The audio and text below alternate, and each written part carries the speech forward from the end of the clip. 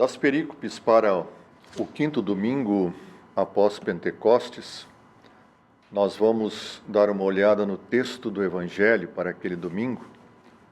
Evangelho de Marcos, capítulo 5, versículos 21 até 43. É um texto relativamente longo e ele aborda a ação de Jesus especificamente em dois episódios.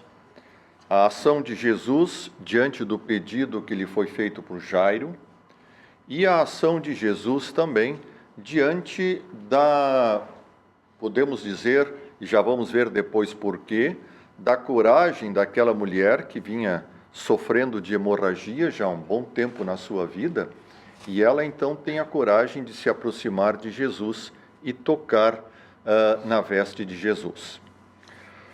Começamos então pegando por partes, fazendo alguns destaques. Os versículos 21 até o versículo 24 nos diz que o versículo 21, tendo Jesus voltado no barco para o outro lado, afluiu para ele grande multidão e estava junto do mar. Se nós dermos uma olhada no versículo 1 do capítulo 5, nós vamos ver que ali diz que entre mentes chegaram a outra margem do mar, o mar da Galileia, a terra dos Gerezarenos, ou Gerazenos, melhor. Então o capítulo 5 começa nos contando que Jesus foi com seus discípulos para a outra margem do mar. E agora o versículo 21 já nos traz o relato de que Jesus retorna, então, novamente para o outro lado. E como de costume, diz aí, afluiu para ele grande multidão se acercou dele, ele estava junto do mar, e aí chega-se a ele um homem chamado Jairo. A tradução aqui nos fala um dos principais da sinagoga. O termo grego que nós temos é um archissinagogos. Um archissinagogos realmente era alguém que tinha uma posição de importância dentro da religião judaica, alguém que tinha uma posição de importância junto à sinagoga, alguém que era encarregado dos serviços e dos negócios da sinagoga.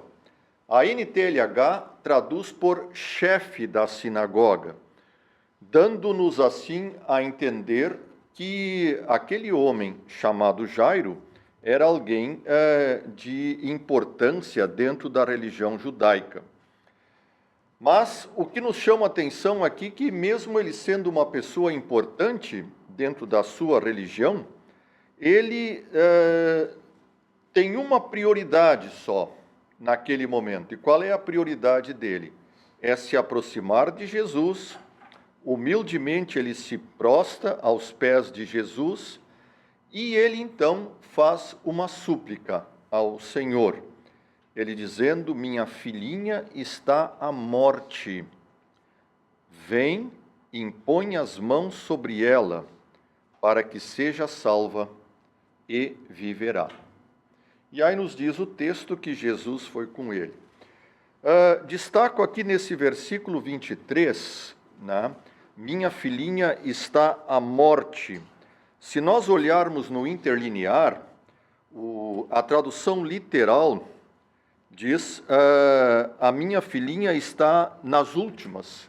Como nós costumamos dizer quando alguém está muito mal, está prestes para morrer, está nas últimas, quer dizer, ela está morrendo. E aí o Jairo suplica a Jesus para que Jesus o acompanhe, impõe as mãos sobre a filhinha para que ela seja salva. Interessante aqui o verbo salvar.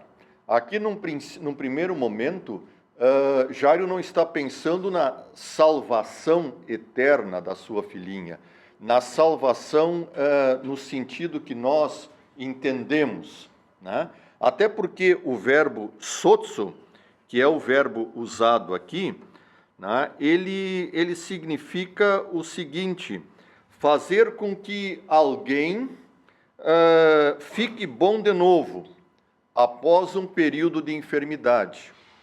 Então, o salvar aqui, que no original é o verbo sotsen, né? Esse salvar, nesse momento aqui, ele tem este significado: fazer com que alguém fique bom de novo após um período de enfermidade.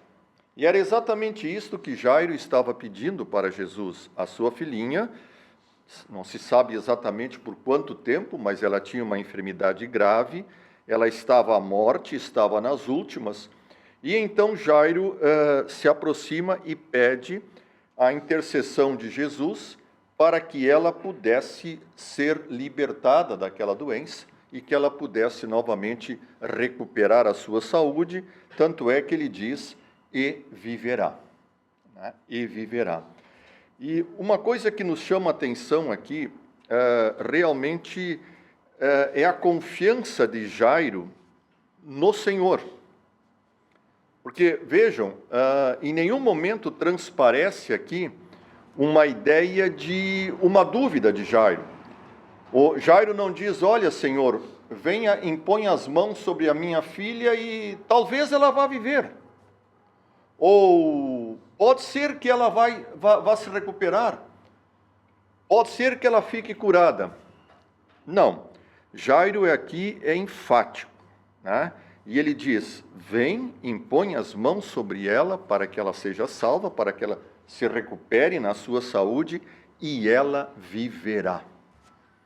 Não é? Uma confiança realmente exemplar da parte de Jairo aqui em relação ao poder, em relação ao amor de Jesus que ele estava invocando para que fosse, então, favorável à situação da sua filhinha.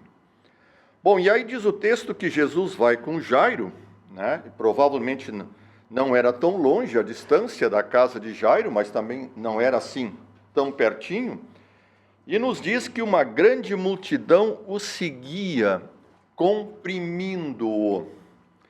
E aqui é interessante a gente verificar o sentido deste verbo, para justamente depois contrastar com a ação daquela mulher que vai tocar em Jesus. Tá? Este comprimindo aqui, como nós temos aqui no texto, né, é o verbo zintlibo, né? Está aqui no imperfeito, zintlibo.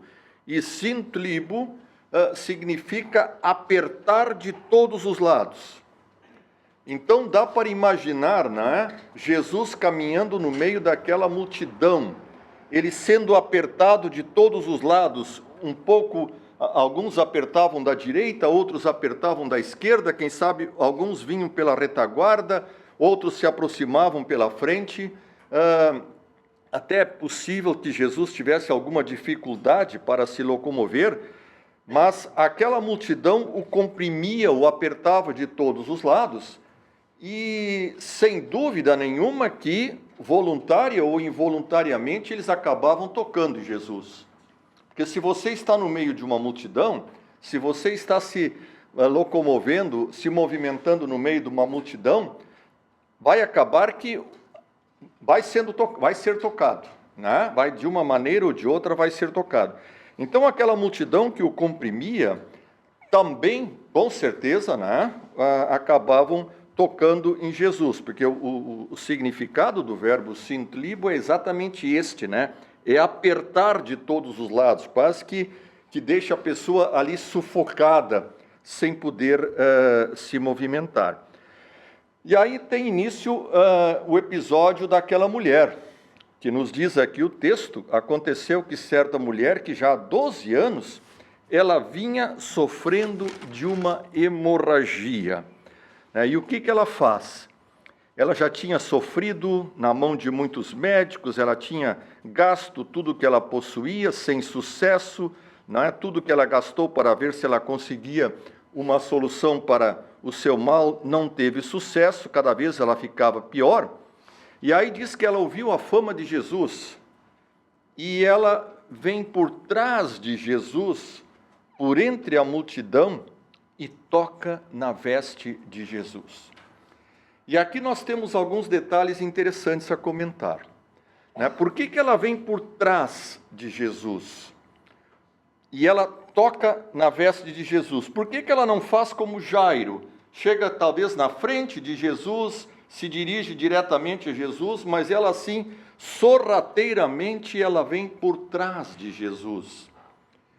Pelo seguinte, como ela vinha sofrendo de uma hemorragia, né, ela não podia, ela era uma mulher que, do ponto de vista da lei, e não vamos examinar agora, mas se vocês quiserem examinar depois, está em Levítico capítulo 15, versículos 25 e 27, ela era uma mulher impura, do ponto de vista religioso judaico.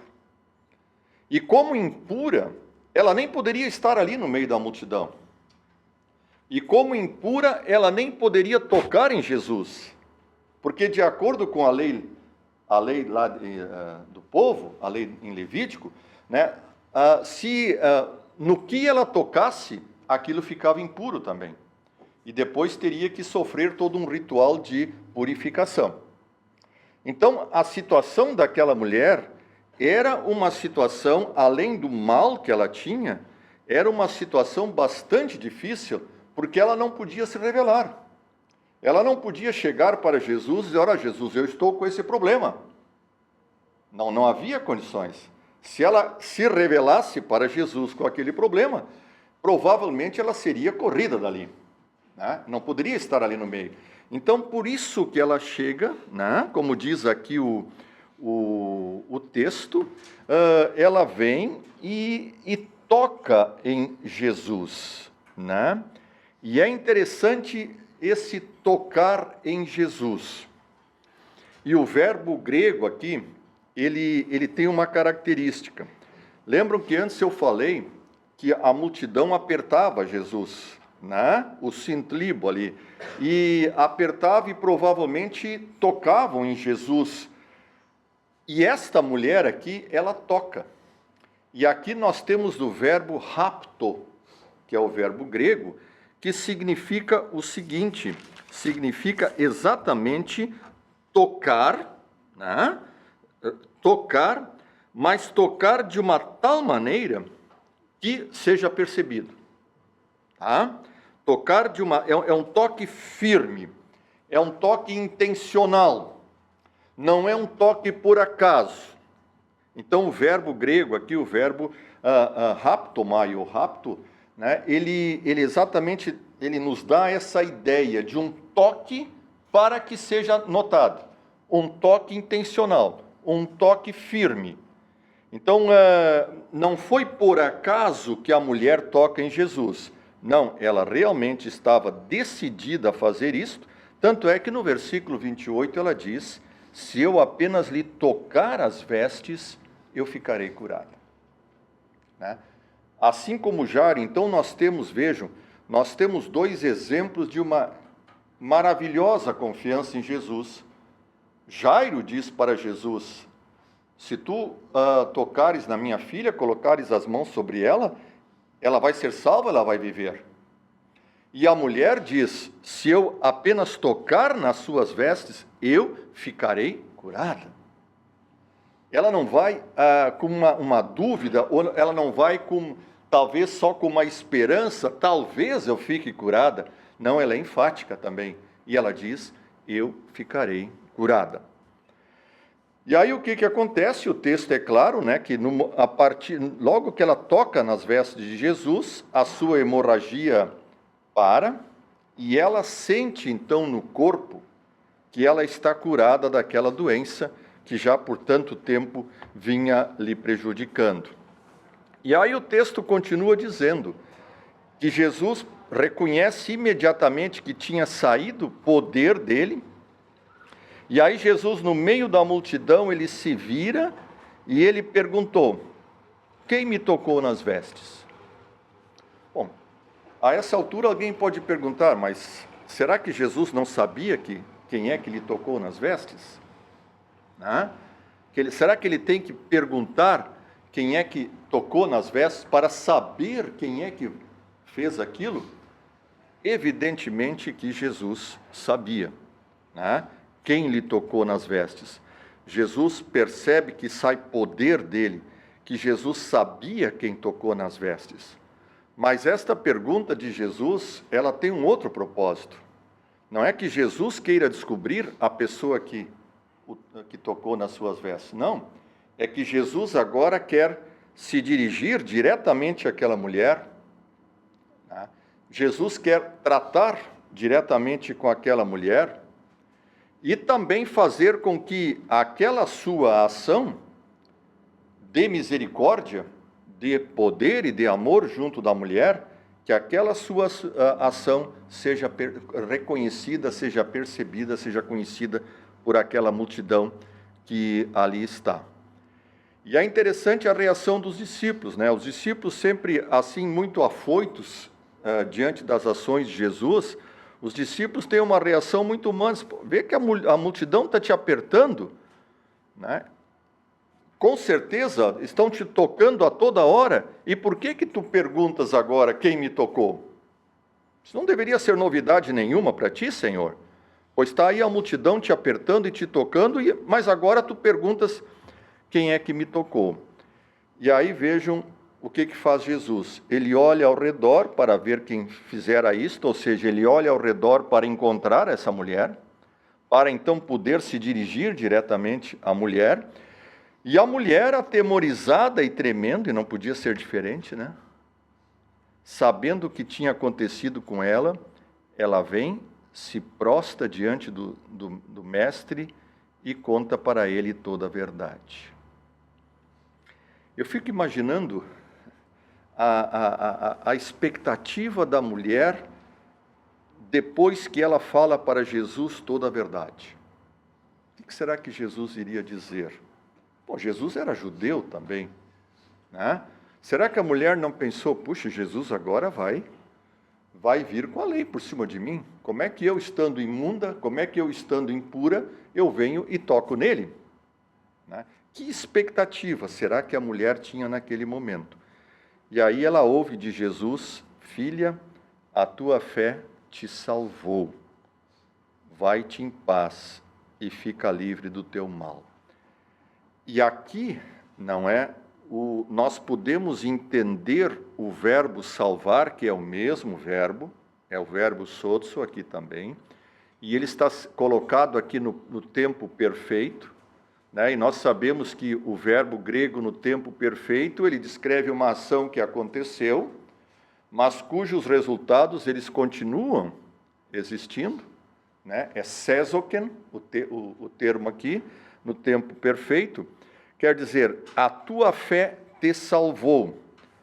Ora, que tipo de salvação, né? Que tipo de salvação aqui estaria recebendo aquela mulher? Claro que ela está recebendo a salvação do mal que vinha afligindo a ela. O verbo nos permite isto, né? Como foi no pedido aquele que Jairo fez a respeito da sua filha. Então, a tua fé te salvou, quer dizer, você foi libertada do mal e você continua libertada da sua doença.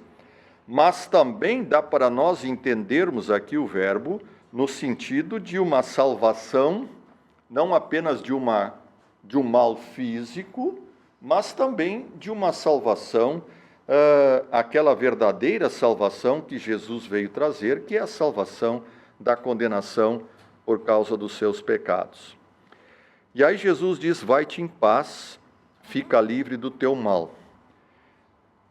Eu acho que é importante a gente lembrar um pouquinho aqui como é que funciona essa relação de fé e misericórdia.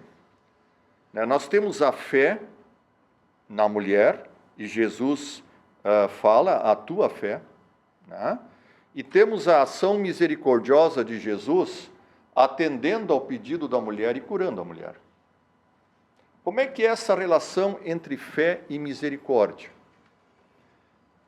A gente ouve muito dizer, e basta ligar a televisão também e assistir esses programas onde os profetas aí da teologia da prosperidade estão agindo, né? Eles batem muito em cima da fé. Você tem que ter fé. o poder da fé. O poder da fé é isso, o poder da fé é aquilo. Você tem que ter fé. Como sendo a fé que produz a misericórdia. Ou a fé que faz surgir a misericórdia. Né? Será que é assim?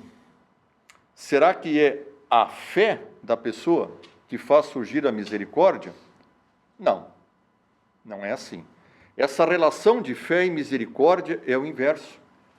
A fé não é causa da misericórdia. Que a misericórdia está em Deus, está em Cristo. O que é a fé em relação à misericórdia?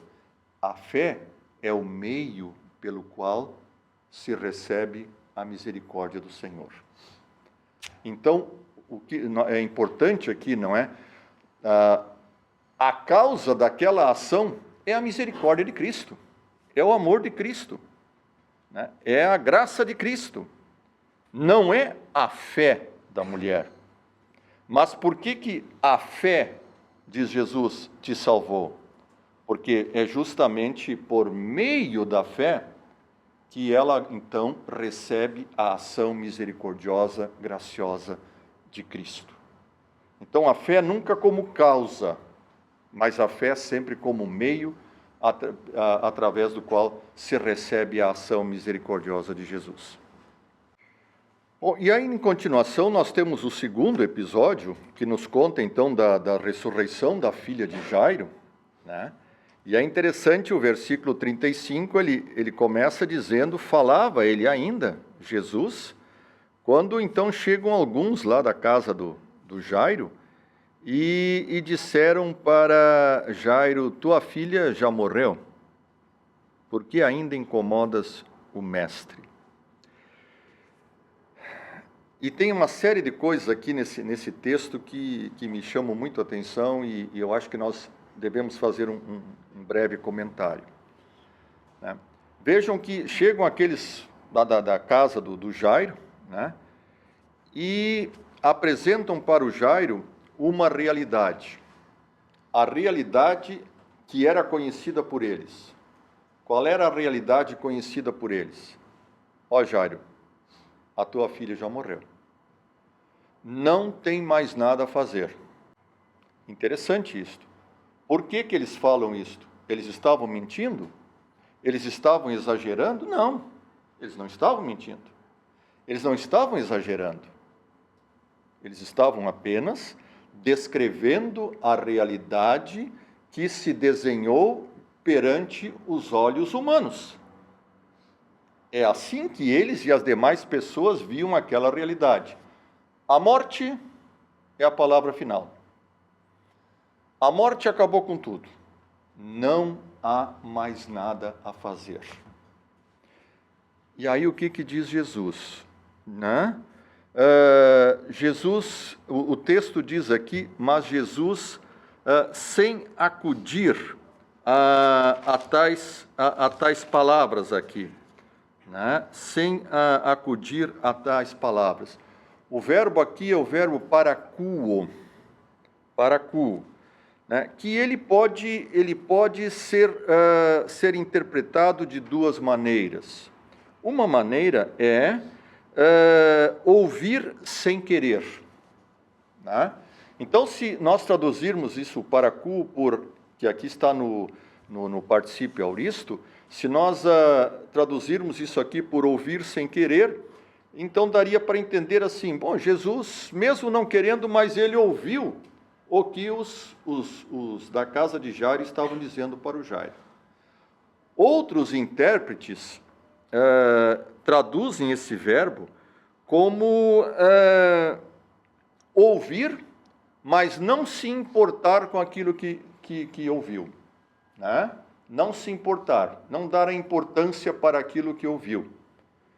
Então, se nós olhamos aqui na tradução da Revista Atualizada, né, diz assim que Jesus, sem acudir a tais palavras, e parece que o sentido, então, aqui, pelo menos usado pela RA, é exatamente isso, que Jesus ouviu, sem querer ou não, mas Jesus não não ficou preso àquelas palavras. Jesus não deu a importância para aquelas palavras. Por quê? Porque Jesus tem uma outra palavra a dizer. E esta palavra Jesus diz a Jairo, ao chefe da sinagoga: não temas, crê somente. Não temas, crê somente.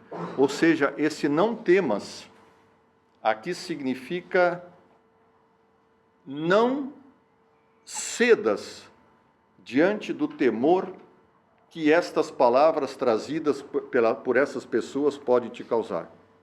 Não te atemorize. Não te atemorize. Crê somente. E agora nós temos então a introdução de uma outra realidade. A realidade aos olhos de Jesus. Aos olhos dos homens, das pessoas, nada mais havia para fazer. Estava tudo encerrado. Jairo podia agradecer para Jesus: olha, Jesus, muito obrigado, você veio comigo até agora, mas minha filha morreu, siga o seu caminho, né? Não tem mais nada o que fazer.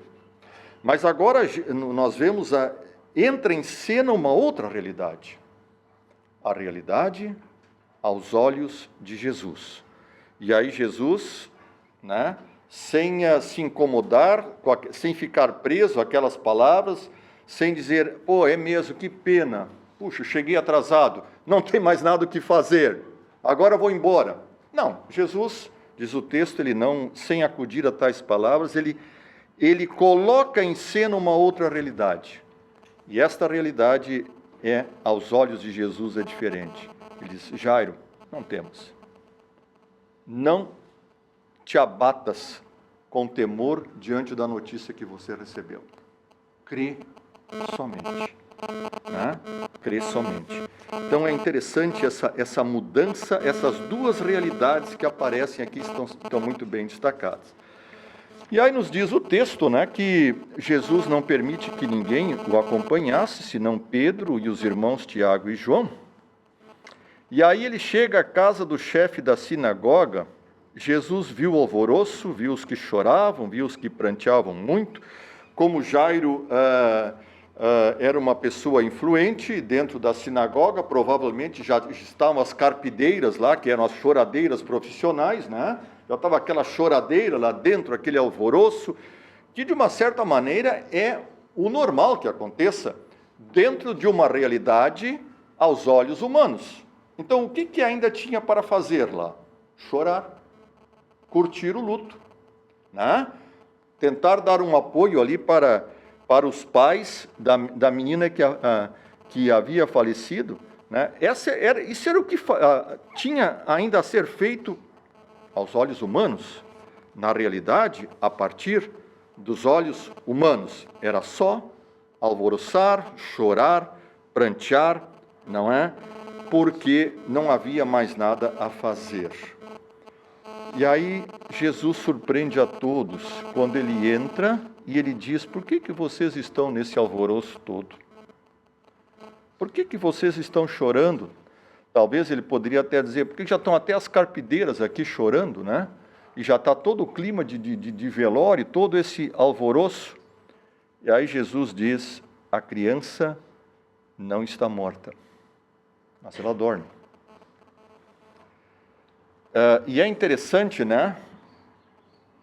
A criança não está morta. Alguns ainda querem dizer que Jesus talvez tenha percebido que, sei lá, a criança tinha ganhado um ataque ou tinha desfalecido, né? Mas não, a criança, ela estava morta. Realmente, ela não estava desmaiada. Ela não estava desfalecida em razão de um ataque ou um mal súbito, seja lá o que for. Ela estava morta. Mas, quando Jesus diz, ela não está morta, ela está dormindo, o que Jesus está revelando aqui? Está revelando que diante dele, o Senhor da vida, a morte não tem a última palavra. A morte não tem a última palavra. né, contrariando o que haviam dito para Jairo: não tem mais nada o que fazer, não incomoda mais o mestre. A criança já morreu. E aqui Jesus diz: não, ela não está morta, mas ela dorme. Aqui, nesse sentido, realmente está falando o Senhor da vida. A menina realmente estava morta, mas diante dos olhos de Jesus, a situação é outra. E qual é a reação do povo? Riam-se dele. A gente pode fazer alguns exercícios de imaginação, né? Tentando ir para aquele momento lá. Riam-se dele. Será que eles apenas riam dele? Quem sabe cochicharam assim: esse cara está louco. Nós estamos vendo aí que a menina está morta. Agora ele chega dizendo aqui que a menina não está morta, né? Que a menina está apenas dormindo. Então, riam-se dele. E eu acho que dá para a gente perceber também aqui nessa ação daquelas pessoas, né? Ali se revela toda a incredulidade deles diante de Jesus, né? Porque Jesus estava colocando diante deles uma realidade que para eles era totalmente impossível. Dizer que a criança não estava morta, estava apenas dormindo. Então, se destaca, se ressalta também esta incredulidade. E é interessante que diante dos olhos humanos, quando a coisa é vista com incredulidade, a situação é vista com incredulidade, né? Então chega alguém e apresenta o poder de Jesus, ou a palavra de Jesus, e qual é a reação? A incredulidade, entre outras coisas, ela leva a rir-se, a zombar, né?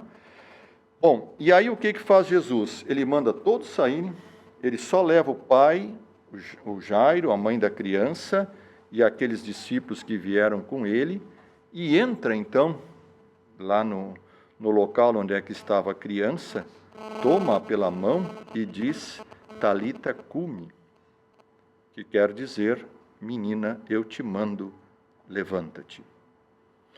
E aí diz o texto que imediatamente a menina se levantou e pôs-se a andar.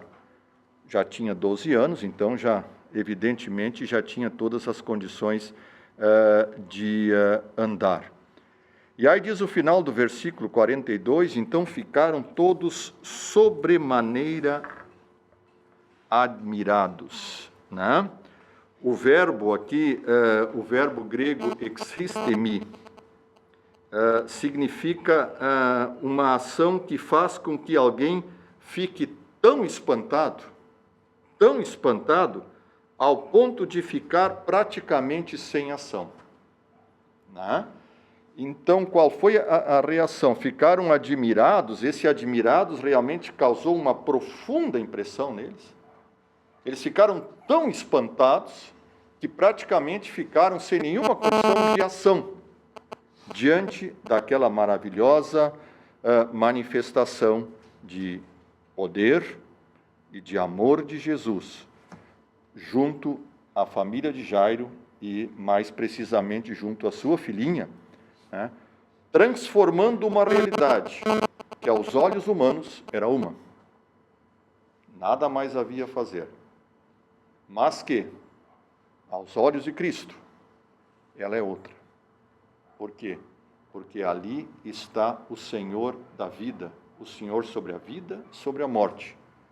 E só Ele é capaz de dizer, como afirmou: a criança não está morta, ela dorme. E aí Jesus, o texto termina dizendo que Jesus ordena expressamente que ninguém o soubesse, né? Dentro daquele propósito de Jesus, que também se manifesta em outras ocasiões, né? Para que ninguém o soubesse. Jesus realmente não queria ser reconhecido ou ser recebido simplesmente como um milagreiro, um poderoso qualquer, dando até uma ideia errada na mente do povo a respeito do reino de Deus e do Messias. E ele faz, então, o que naturalmente deveria fazer: manda que dessem de comer a menina. Provavelmente aquela menina, sabe lá quanto tempo ela não comia, não se alimentava direito, porque a sua doença impedia que ela já estava a morte quando Jairo foi procurar a Jesus. Então, agora, curada, o que mais tinha que fazer? Bom, dar de comer a menina.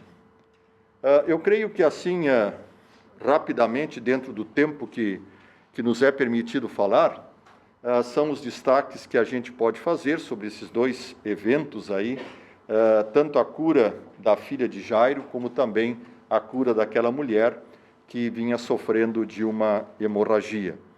E, para concluir, novamente ressaltando aqui, essa diferença de realidades, como as realidades são percebidas aos olhos humanos. Muitas vezes, a realidade em que você se encontra lhe leva a dizer, não há mais nada a fazer. Agora, diante do Senhor, né, a realidade é outra. E o Senhor diz, não, ainda tem algo a fazer, e eu vou fazer. É o que ele fez, junto com aquela mulher, que já tinha gasto tudo, à procura com médicos para sanar o seu mal, e é o que ele faz especialmente diante daquela multidão incrédula que se reuniu lá na casa de Jairo. Era isso aí. Obrigado.